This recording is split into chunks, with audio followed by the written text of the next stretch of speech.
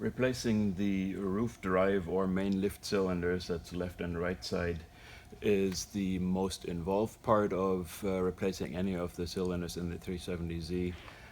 It's not that difficult once you know how it's done, and that's what we're going to show you.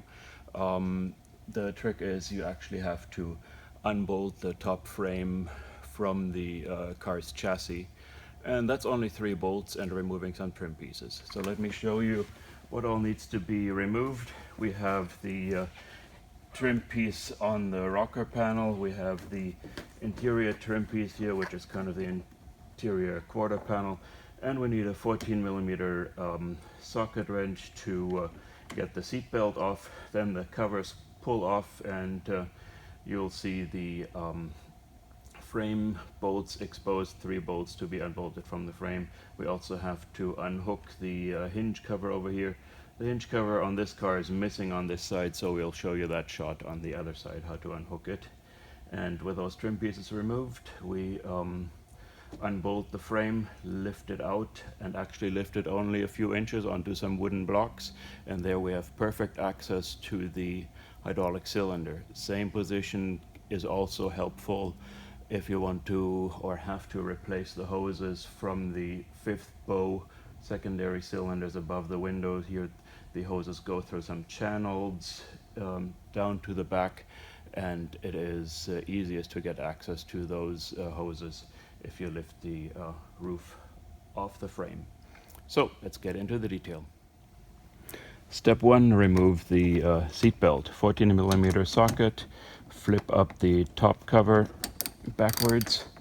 Well, I've already loosened the screw, but there's thread locker in here, so it keeps continuous ratchet use until this seat belt is off.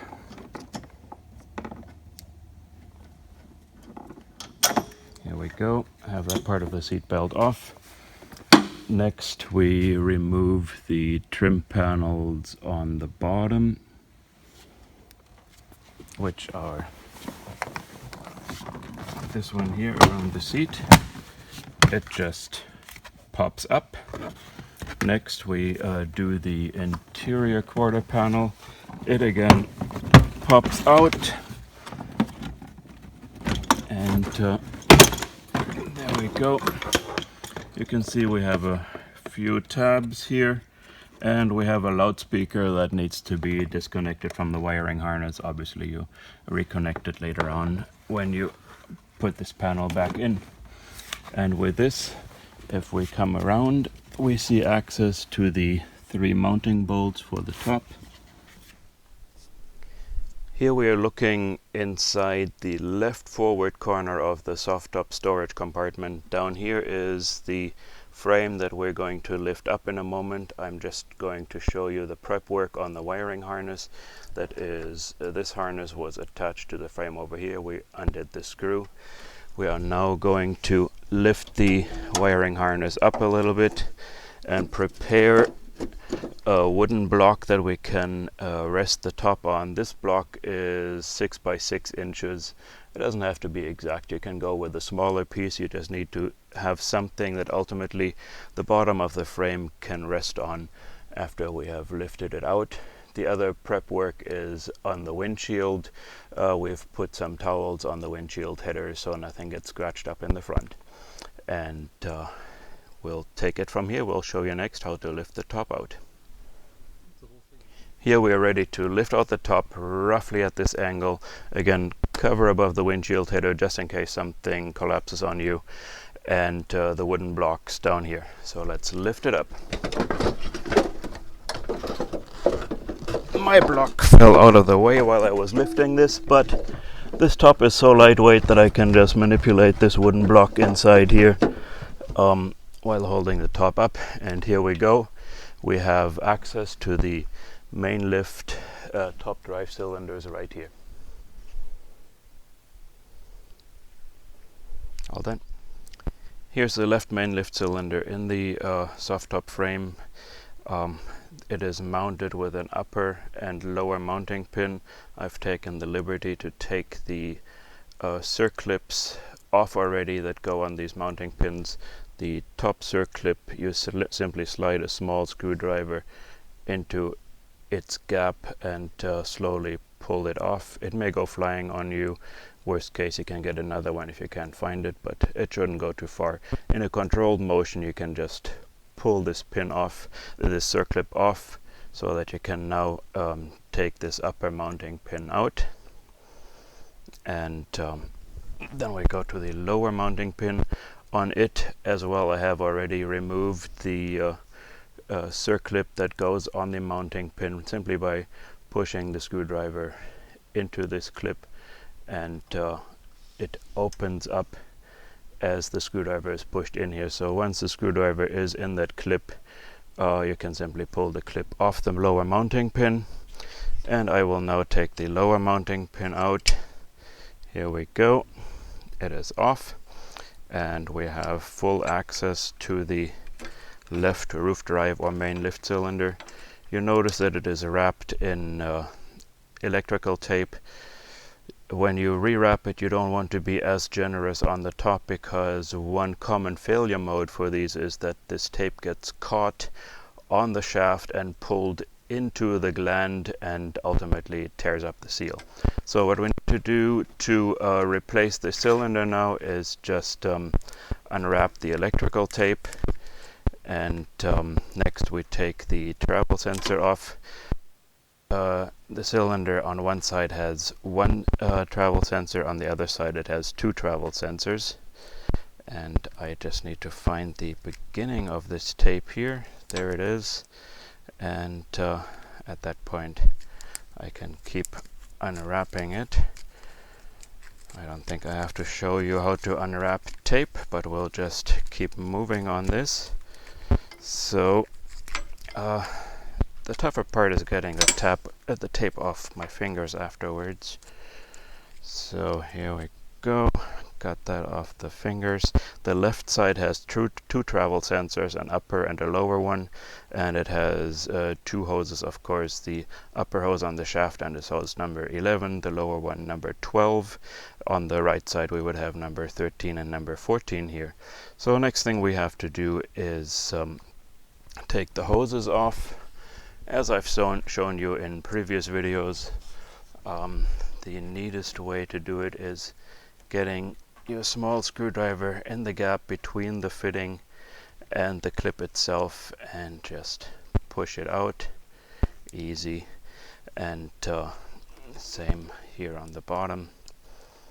Get my screwdriver in here, push the pin out, not the pin, the clip, and there shouldn't be much pressure on this system because everything's pretty relaxed, but I'll put some paper towels under here anyway. Next thing, I take out hose number 11, I take out hose number 12, I wiggle a little bit on these sensors and they come right out.